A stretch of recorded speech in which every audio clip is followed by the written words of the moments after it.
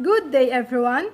I'm Mary Joy D. Gabriel, your future educator from Bachelor of Secondary Education, major in Social Studies 2H. I'm here today to discuss my parts on our report regards Chapter 2, Growth of Democracy, the French Revolution, year of 1789. So without further ado, let's get started. The French Revolution was a milestone episode in modern European history. It began in the year of 1789 and ended in the late of 1790s with the rise of Napoleon Bonaparte. All through that times, residents of France were leveling and restructuring their country's administrative landscape, uprooting centuries-old foundations such as sheer monarchy and the feudal system. The turmoil was caused due to extensive discontent with the monarchy and the pitiable economic policies of King Louis XVI. Many historians now regard the French Revolution as a turning point in the history of Europe, but also in North America, where many of the same ideas influenced the Declaration of Independence and the American Revolution. The famous slogan, "Liberty, Equality, and Fraternity," called the every person's right to freedom and equal treatment. Across France and the rest of Europe, the consequences of the revolution were huge. There were many developments including the fall of the monarchy, changes in society with the rise of the middle class, and growth of nationalism. Do you know that the French Revolution played a critical role in shaping modern nations by showing its goals and at times disintegrated into a chaotic bloodbath? The social and political structure of France was completely changed due to this revolution. It came to an end to the French feudalism, monarchy, and took political power from the Catholic Church. It brought new ideas to Europe, including liberty and freedom for the commoner, as well as the abolishment of slavery and the rights of women. These new ideas continue to influence Europe and help to shape many Europe's modern governments. In addition, class, before daw nagkaroon ng French Revolution, ang mga tao daw sa France ay nahahati sa social groups na tinatawag na states. The first state included the clergy or the church leaders. The second state included the nobles, and the third state. Most of the taxes were used to be paid by the third state people.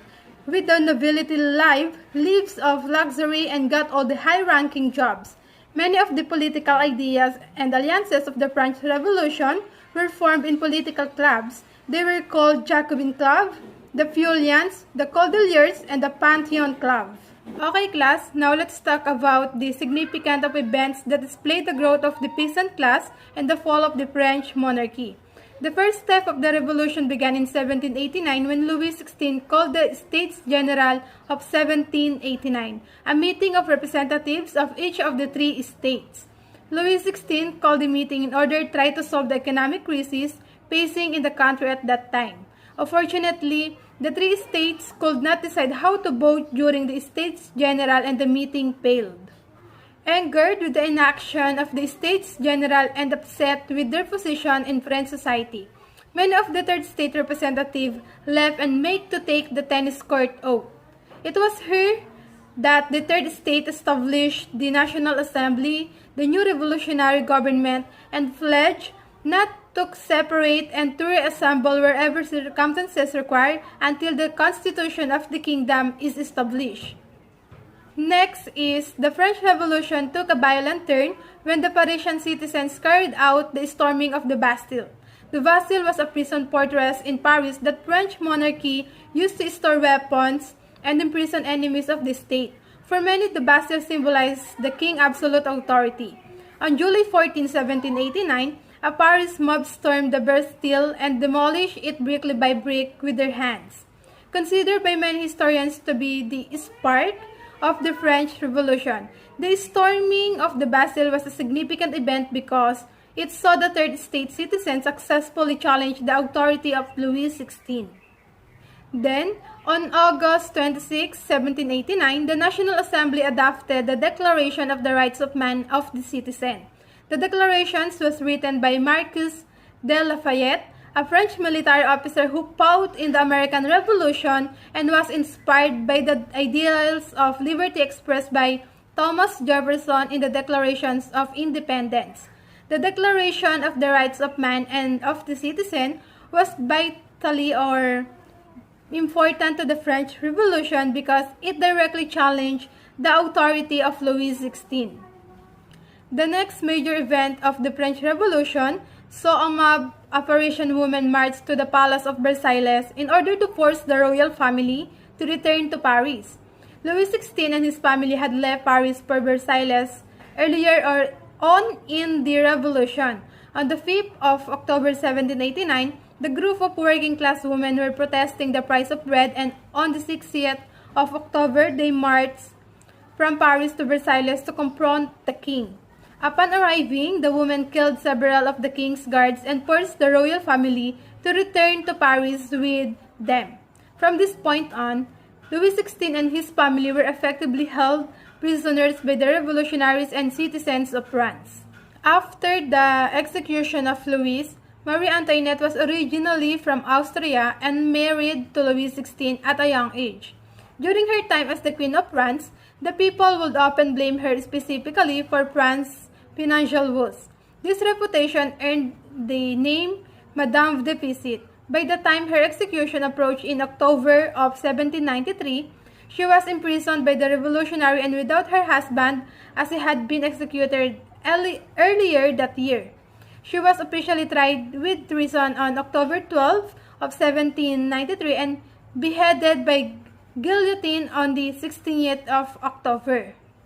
After the execution of Marie Antoinette, the French Revolution continued down a violent path as the Reign of Terror grew and became even more extreme. It was at this time that Maximilien Robespierre began his own rise to power within the revolution. For many months throughout 1794, Robespierre battles against other revolutionaries in the National Convention in relation to each of their loyalties towards the revolution itself.